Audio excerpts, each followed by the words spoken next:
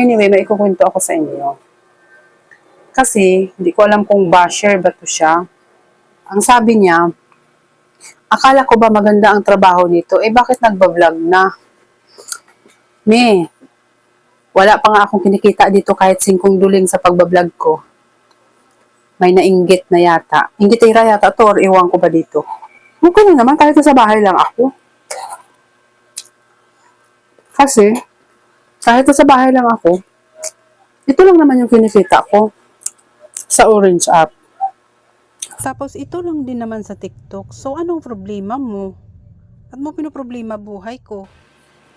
Ngayon, okay lang natambay ako. Kasi, kahit pa paano, kumikita ako dito. Dito. How much pa kung kumita ako dito? Anong mararamdaman mo? Baka masaktan ka ng bongga.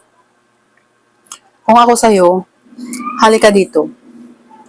May cake pa ako dito. Pagsaluhan natin to. Baka gutom ka lang. Or baka nalipasan ka lang ng gutom.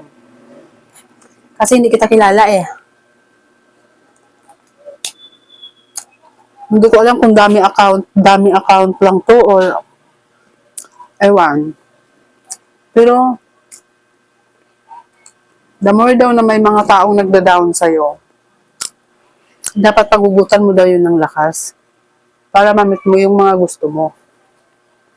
Kasi, pag namit mo na yung mga gusto mo, aatakihin na yan sila sa high blood, aatakihin na yan sila sa puso. Siyempre, nang dahil sa inggit, ganun yun. Tingnan naman, tambay ako, nasa bahay lang ako. Pero hindi ko alam kung bakit ganito yung comment niya sa akin. Matindi yata ang galit niya sa akin.